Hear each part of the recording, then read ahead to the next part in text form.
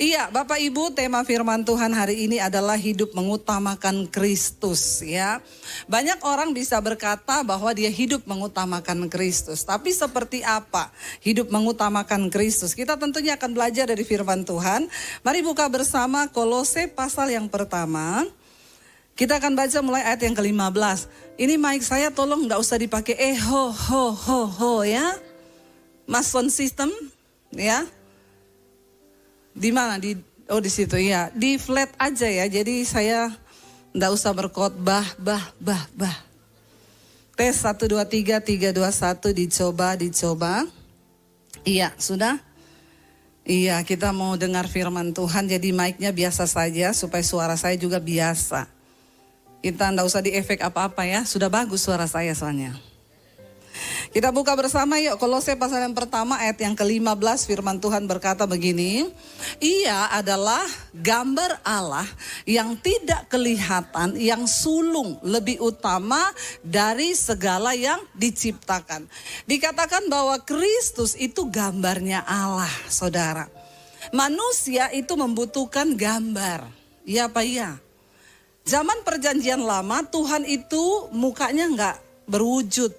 Allah itu tidak nampak. Dia hanya muncul dalam bentuk api, dia muncul dalam bentuk angin, dia muncul dalam bentuk apapun. Makanya bangsa Israel selalu bikin patung karena mereka itu pengen menyembah sesuatu yang berwujud, yang ada wajahnya. Iya apa ya? Iya, makanya saudara dikatakan bahwa Kristus itu adalah gambar Allah. Manusia itu kan pengen ngerti Tuhan itu seperti apa ya. Kalau cuma api, angin, ya kalau cuma bentuknya yang sesuatu tidak berwujud kan kayaknya kurang bagaimana gitu ya. Dan Tuhan tuh tahu ya bahwa manusia itu membutuhkan image, saudara. Kalau ada sesuatu yang nyata baru kita percaya, iya apa iya.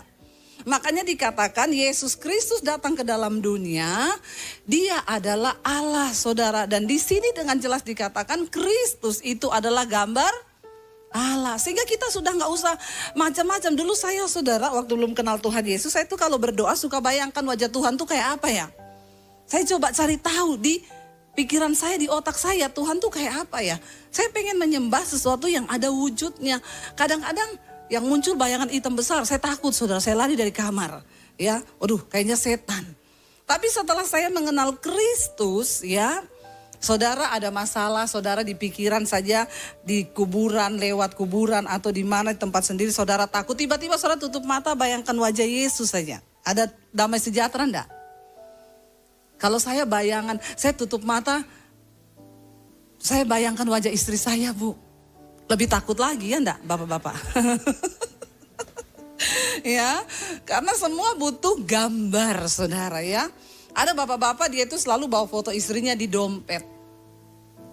Tiap habis dimarahin bosnya di kantor, dia masuk kembali ke ruang kerja, dia buka dompet, dia tersenyum. Lalu teman-temannya penasaran, dia ini tiap habis dimarah kok tersenyum lihat dompet gitu ya. Lalu satu kali temannya tanya, apa sih yang kamu lihat tiap habis kali dimarahin bos? Ini loh ditunjuk, istrimu ya.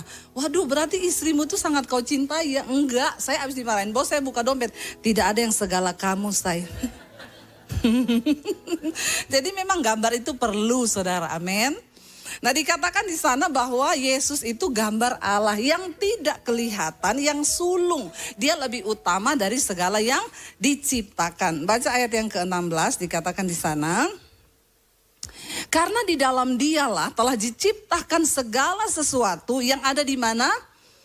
Di sorga dan yang ada di bumi. Yang kelihatan dan yang tidak kelihatan, baik singgasana maupun kerajaan, baik pemerintah maupun penguasa. Segala sesuatu diciptakan oleh Dia dan untuk Dia. Saudara, jangan pernah berani berjalan tanpa Tuhan di hidupmu. Kenapa? Karena di dalam Yesus dikatakan, Dia itu di dalam Yesus ada segala sesuatu yang kelihatan maupun yang tidak kelihatan. Anak muda yang lagi cari jodoh, sudah kelihatan belum jodohmu? Ya, yang lagi cari jodoh, yang sudah punya jodoh nggak usah ngejawab. Ya, yang lagi berdoa kira-kira jodoh saya itu kayak apa ya mukanya. Di dalam Yesus itu sudah ada, tersedia. Baik yang kelihatan maupun yang belum kelihatan. Jadi jangan pernah melangkah tanpa penyertaan Yesus. Engkau harus mengutamakan Tuhan. Dikatakan di sana yang kelihatan dan yang tidak kelihatan. Apa yang belum kelihatan hari ini di hidup kita, saudara? Di dalam Yesus itu sudah tersedia. Bahkan dikatakan di sana, baik singgasana.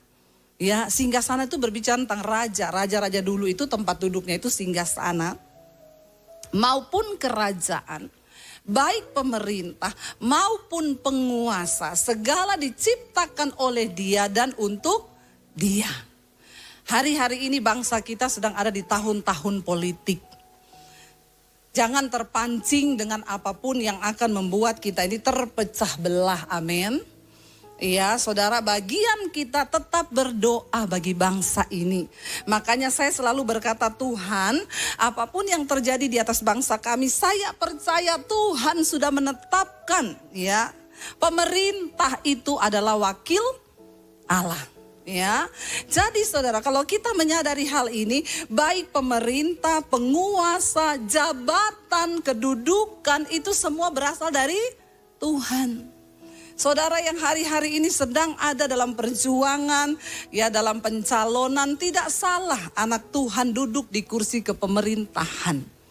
Tapi jangan lupa berdoa, bilang Tuhan, aku percaya bahwa kuasa itu datangnya daripada Tuhan. Kursi, kepemerintahan, penguasa, kerajaan, semua itu dari Dia. Dan kalau satu saat engkau duduk di kursi kepemerintahan, ya, jangan lupa Alkitab ini berkata dari Dia dan untuk Dia.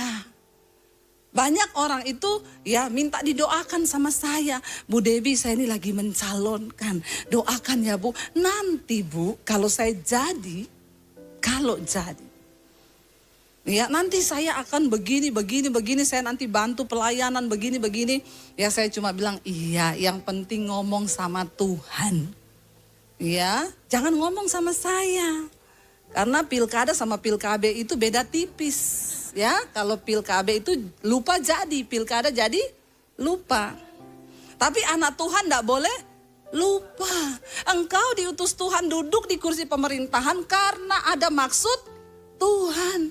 Pakai sungguh-sungguh jabatan itu terutama untuk memuliakan nama Tuhan. Jangan mempermalukan Tuhan. Banyak orang, saudara, dikasih kepercayaan jabatan, tapi pada akhirnya mempermalukan Tuhan. Jadi orang bilang tuh orang Kristen loh, orang Kristen lagi. Kita semua berdoa supaya anak-anak Tuhan tidak berdosa, saudara. Saudara duduk di kursi pemerintahan, kita semua bangga. Biar semakin banyak anak Tuhan yang dipakai Tuhan di atas negeri ini, amin. Tapi jangan engkau lupa bahwa kuasa itu dari Dia dan hanya untuk Dia. Kita lanjut, saudara, ayat 17. Semakin panas di sini ya, lampunya itu loh saudara ya, haleluya. Baca bersama ayat yang berikutnya. Ia ada terlebih dahulu dan segala sesuatu, ya, dari segala sesuatu, dan segala sesuatu itu ada di dalam Dia, dikatakan. Kenapa Dia harus yang utama, saudara? Ayat 18 berkata, sekarang ayat 18. Ia adalah siapa? Ialah kepala tubuh, yaitu jemaat. Ia yang sulung, yang pertama bangkit dari antara orang mati, sehingga Ia lebih utama dalam segala sesuatu. Dikatakan Dia itu adalah kepala tubuh, yaitu jemaat. Jadi jemaat itu, makanya Pak Konrad selalu ngomong, jemaat ini adalah milik Kristus. Makanya pendeta enggak usah berantem rebutan. Ya, karena kita tahu jemaat itu milik Kristus, Dialah kepala. Kalau semua pendeta menyadari bahwa jemaat itu milik Tuhan, kita enggak usah berantem toh. Puji Tuhan kalau di gerejamu dia bertumbuh, dia semakin diubahkan, puji Tuhan. Ya, kan harusnya begitu. Jangan berantem, saudara. Ada jemaat pindah terus kita berantem, jemaat saya pindah di sana. Yesus adalah kepala tubuh, yaitu jemaat. Dikatakan Dia yang pertama bangkit dari antara orang mati. Ya, dikatakan Yesus yang pernah turun ke dalam dunia orang mati, dan Dia yang pertama bangkit, dan Dia yang sudah naik ke sorga. Hanya orang yang pernah ke sorga, yang datang dari sorga, yang bisa tunjukin jalan ke surga. Lalu dilihat saudara ayat yang ke-19 dikatakan di sana. Karena seluruh kepenuhan Allah berkenan diam di dalam Dia. Saudara, kenapa kita harus mengutamakan Yesus dalam hidup ini? Karena seluruh kepenuhan Allah itu ada loh di dalam Kristus. Apa yang Tuhan gak bisa lakukan? Apa yang Allah gak bisa sanggup lakukan dalam hidup kita? Dia berdiam di dalam Yesus. Karena itu jangan saudara sepelekan nama Yesus. Saya itu saudara orang mau bilang Yesus bukan juru selamat, Yesus bukan Tuhan. Saya ini sudah mengalami saudara. Saya doakan orang kerasukan ya. Kita ngomong saja dalam nama Yesus dia teriak panas. Saya pernah coba dalam nama Daniel. Dia ketawa saudara itu setan. Ya, saya sebut lagi dalam nama siapa? Debbie. Ya ketawa dia terbahak-bahak. Nggak ada kuasa, tapi begitu kita sebut dalam nama Yesus. Itu orang kerasukan bisa teriak, panas. Berarti nama itu ada kuasa. Makanya jangan sepelekan nama Yesus. Utamakan Kristus dalam hidup kita.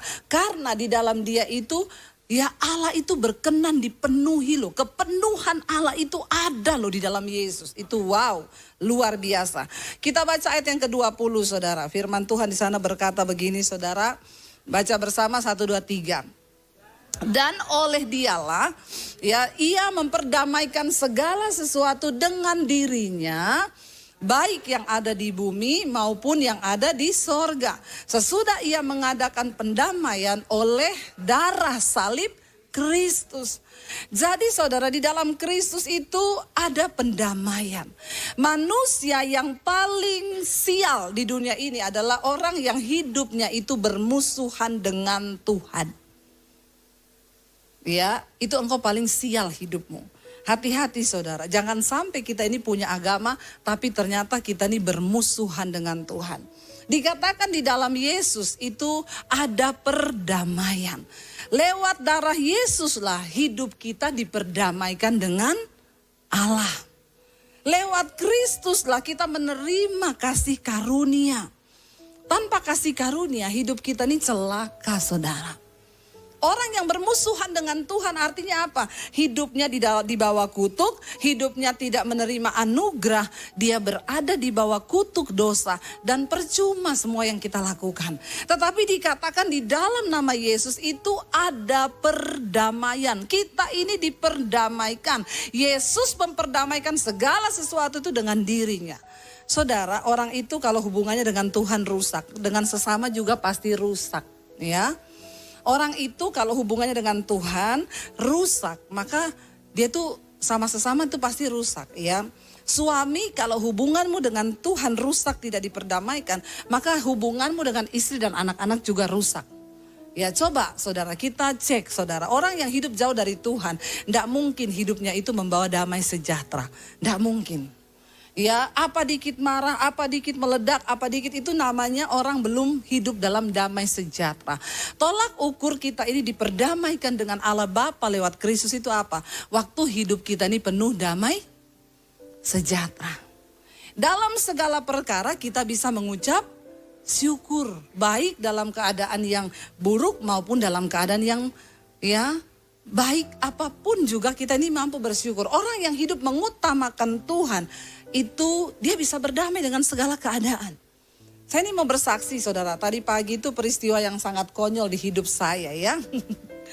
Jadi saudara saya itu baru pulang kemarin ya, masih jet lag saya ini. Ya sekali-sekali lah ya ngomong jet lag gitu ya saudara. Biar ketahuan baru dari luar negeri gitu ya. Kita kemarin ke Armenia, Georgia ya, ke Turki saudara. Kita pergi ke Gunung Ararat.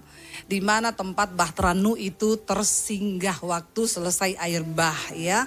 Luar biasa pengalamannya. Lalu saya itu hari ini jadwal saya pelayanan tuh di Bogor sama di Sentul ya. Saya rupanya ada miss ya. Saya itu ngomong ke sekretariat, Bu saya tanggal 26 itu hanya bisanya sore ya, pagi enggak bisa. Mungkin ya namanya manusia saudara. Manusia itu ya bisa lah, semua orang bisa berbuat salah ya. Jadi sekretaris itu dia bayangannya itu tanggal 12, padahal saya tulis tanggal 26. Saya Ngomong ke suami saya tadi malam, aduh pelayanannya besok pagi jam 7 di Bogor ya. Iya, kita ini masih jet lag, jam 00 belum ngantuk saudara. Saya bilang, ayo tidur, paksain tidur. Akhirnya kita tidur lah ya. Barusan tidur sebentar, lampu mati. Saya kebangun panas, saya kok mati lampu, lihat dulu ternyata begensernya turun. Dinaikin saudara. Habis itu nggak bisa tidur, lalu tertidurlah ya. Waker bunyi jam 5, ya bangun kita mandi. Semangat saudara ke Bogor ya, suami saya bilang semangat melayani Tuhan. Sampai sana saya masuk, saudara duduk ya. Tiba-tiba yang koordinator di sana berdiri ngomong gini, Bu Debbie, hari ini kan ibu ndak jadwal di sini, ibu kan cancel. Saya kaget, hah? Saya nggak dikasih tahu kalau saya cancel pak. Enggak, ini sudah ada pembicara lain. Saya, hah? Konyol ndak saudara?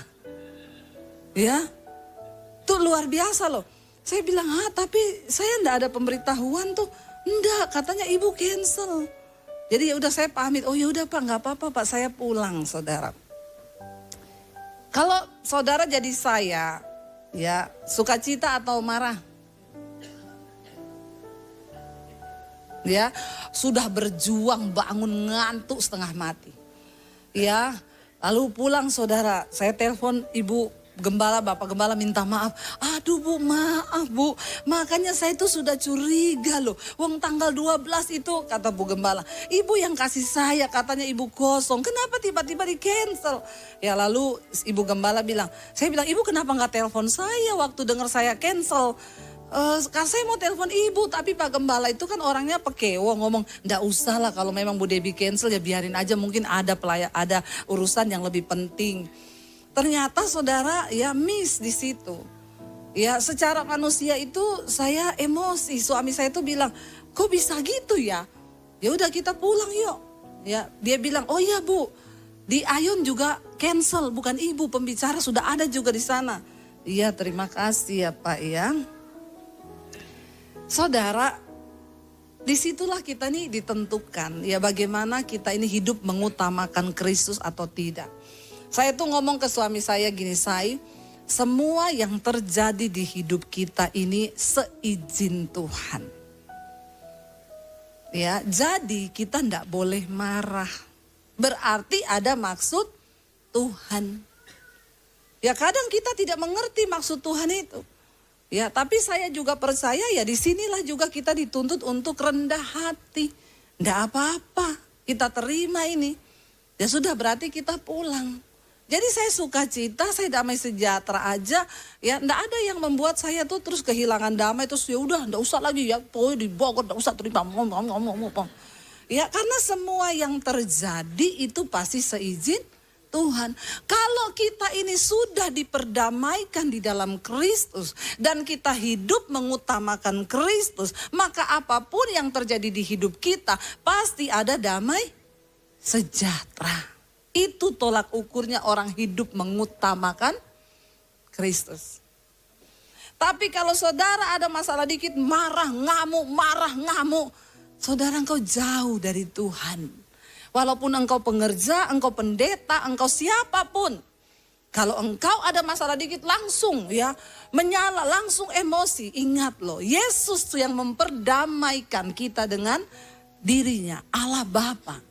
Karena itu orang yang hidup mengutamakan Kristus, dia hidup dalam damai sejahtera dengan Allah Bapa. Apapun yang terjadi, kita percaya bahwa itu seizin Tuhan.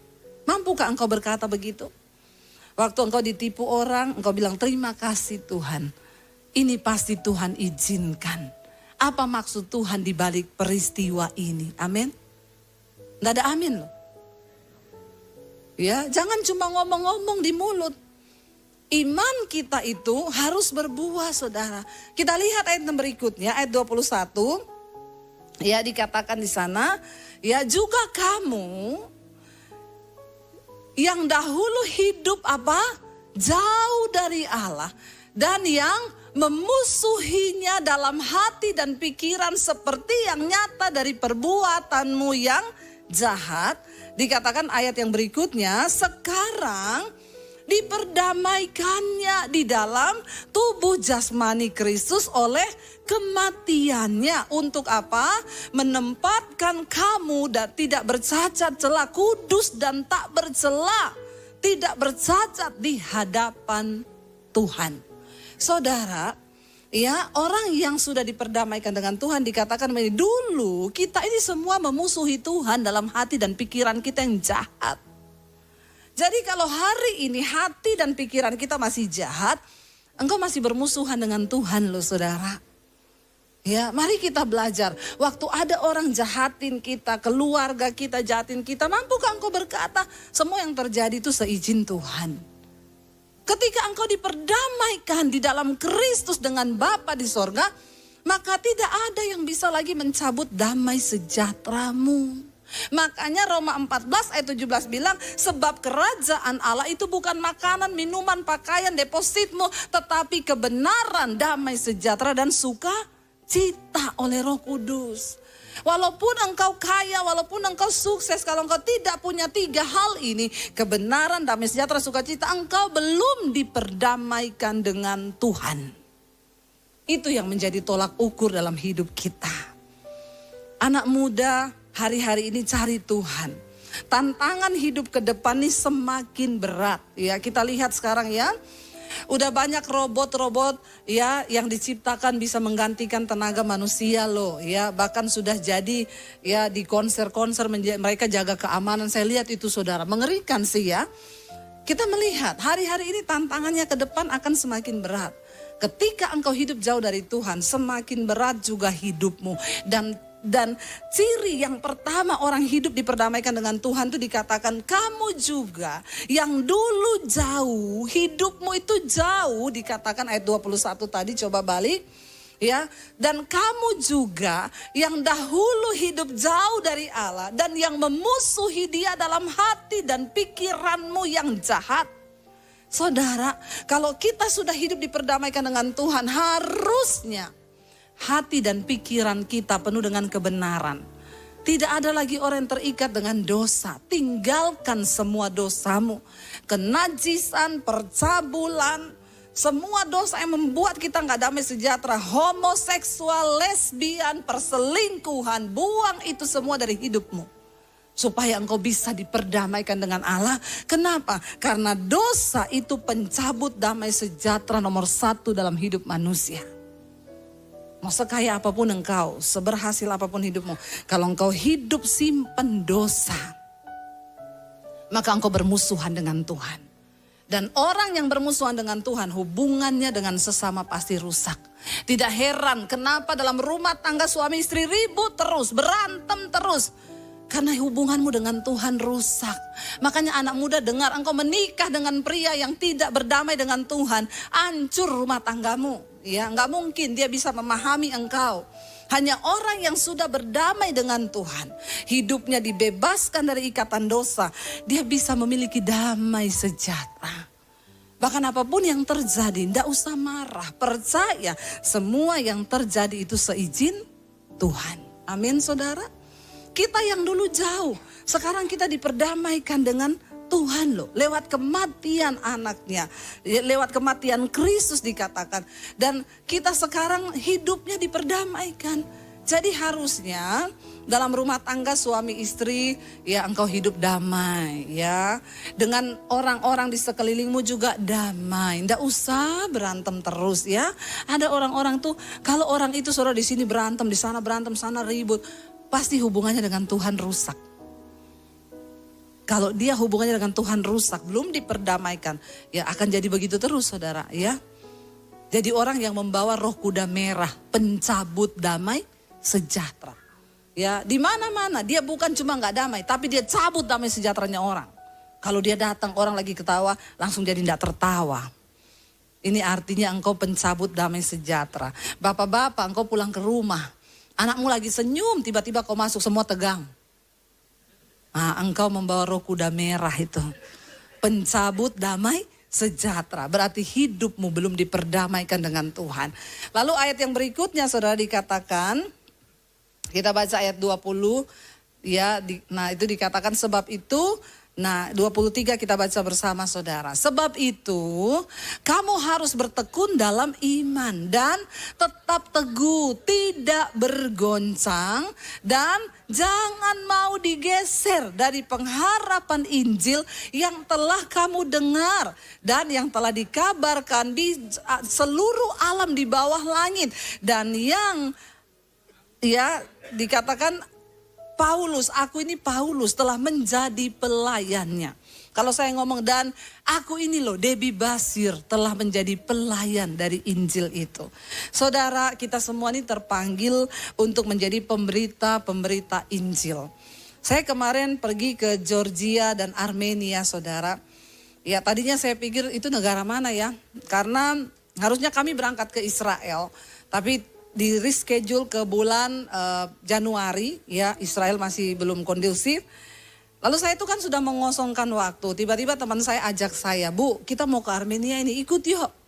Ya masih ada seat. Ya akhirnya ya saya diajak, saya ikut saudara ke sana. Saya bilang itu Armenia di negara mana ya Pak? Yaudah ikut aja lah, makanya ibu biar tahu. Kita berangkat saudara. Georgia, Armenia itu negara, jadi setelah air bah terjadi, ya Bahtera Nuh itu tersangkut di pegunungan Ararat, ya.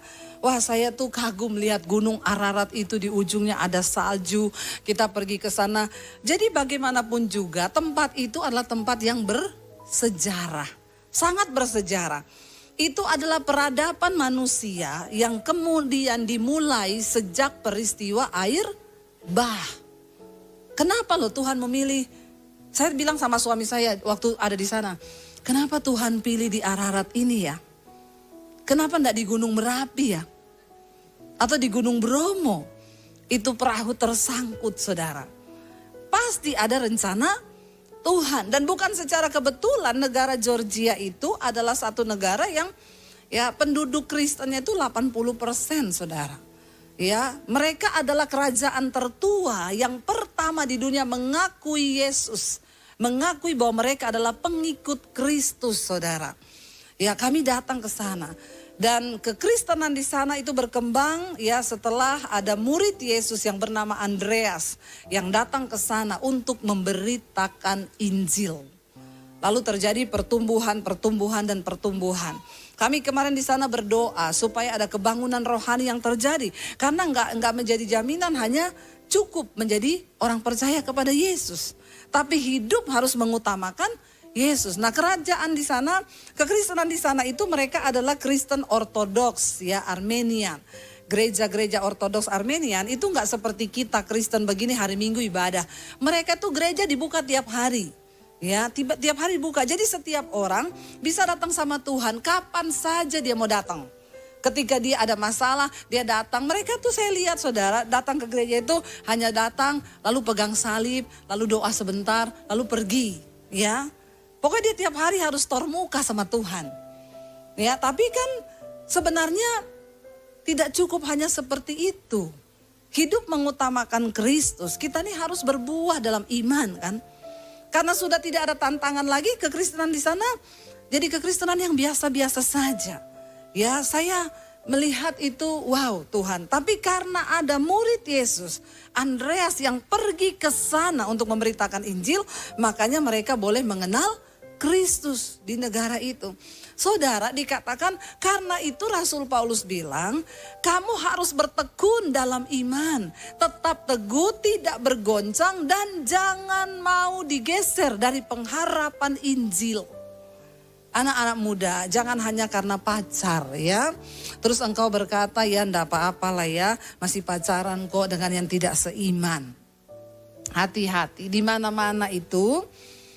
Yang ditolong itu selalu yang menolong itu lebih kuat daripada yang ditolong ya. Jangan engkau merasa kuat. Banyak saya melihat akhirnya orang jatuh meninggalkan Yesus. Digeser dari pengharapan Injil. Keselamatannya kenapa? Hanya karena jodoh, hanya karena pekerjaan, hanya karena sesuatu yang lain. Mari kita taruh iman kita, jangan mau digeser. Yang telah kamu dengar pemberitaan Injil itu dikabarkan di seluruh alam di bawah langit. Dan yang aku ini, Debbie Basir juga menjadi salah satu pelayannya. Ya, kalau saudara lemah, buka di YouTube, cari khotbah saya, cari khotbahnya Pak Konrad, cari khotbah hamba Tuhan yang bisa menguatkan imanmu. Ketika engkau lemah, sekarang gak ada alasan untuk kita ini gak bertumbuh, saudara. Sekarang ini engkau lemah, tinggal putar, cari judul di mana aja tuh, judul banyak loh sekarang di YouTube, ya, khotbah tentang ya kepahitan, klik muncul semua tuh pendeta, tinggal saudara pilih mana yang cocok. Kebangetan kalau hari-hari ini iman kita tidak bertumbuh. Saudara harus bertekun di dalam iman. Jangan hanya punya iman loh, tapi iman itu harus tumbuh. Karena ketika Tuhan datang, yang dicari dari hidup kita ini adalah apa? Buah dari iman itu. Tidak cuma hanya beriman, saudara. Dikatakan di sana ayat 24, kita lanjut saudara, kita lihat apa kata firman Tuhan. Ya, dan sekarang aku bersuka cita, ya, kata Rasul Paulus, ya. Sekarang aku bersuka cita bahwa apa? Aku boleh menderita karena kamu, ya, dan menggenapkan dalam dagingku apa yang kurang pada penderitaan Kristus untuk tubuhnya, yaitu jemaat. Saudara, kita berdoa. Ketika kita hidup mengutamakan Kristus, kita percaya kita juga diberi kekuatan untuk menderita bersama-sama dengan Dia. Saya berdoa dalam segala keadaan apapun, mari kita semakin bertumbuh dalam iman. Ya, ingat, engkau harus hidup dalam damai sejahtera. Karena salah satu ciri utama orang diperdamaikan dengan Kristus, hidup mengutamakan Kristus, harus ada damai sejahtera dan sukacita di dalam hatimu. Coba lihat kanan kirimu, bilang hidup dengan sukacita, ya, sambil kasih senyum coba, ya. Sekarang ini orang senyum aja susah loh, saudara, ya. Terutama suami istri, ya. Lihat-lihatan, bilang istri lihat suaminya, suami lihat istrinya. Ya, jangan cuma melengos. Ya, lihat tatap dengan penuh arti mata istri dan suamimu. Ya, coba bilang, say, kita hidup damai sejahtera, ya. Coba lihat-lihatan, jangan lihat istri orang, lihat istrimu sendiri. Jangan lihat suami orang, lihat suamimu. Ya, ada loh orang itu udah gak bisa lihat-lihatan loh. Di gereja saya suruh lihat, enggak mau loh. Benar-benar itu orang, kamu itu lagi bermusuhan dengan Tuhan. Masa sama istri apa suami aja suruh lihat-lihatan, enggak bisa loh, saudara. Sampai saya dari atas mimbar saya pelototin, ayo lihat istrimu, lihat suamimu. Tetap gini. Bagaimana engkau bisa hidup mengutamakan Kristus? Kau saja belum ada damai sejahtera. Ya, mari kita semua terus berubah, saudara. Ya, dan hidup mengutamakan Kristus. Saya undang para imam musik maju ke depan. Kita mau merenungkan firman ini. Kita bangkit berdiri bersama. Kita mau katakan di hadapan Tuhan satu pujian yang terutama di dalam hidup ini. Masih tahu lagu itu kan? Oh iya, berarti angkatan kita sama, ya. Lagu lama, saudara, ya. Iya, kita mau katakan di hadapan Tuhan, terima kasih Tuhan, kami mau menjadikan Engkau yang terutama di dalam hidup kami. Sehingga apapun yang terjadi, ada damai sejahtera dan sukacita di hidup kami. Apapun hal-hal yang menyakitkan, mungkin hari-hari ini saudara, engkau sedang mengalami sesuatu yang rasanya tidak adil. Engkau diperlakukan oleh keluargamu, oleh siapapun, oleh orang terdekatmu, suami, istri, anakmu, atau siapapun.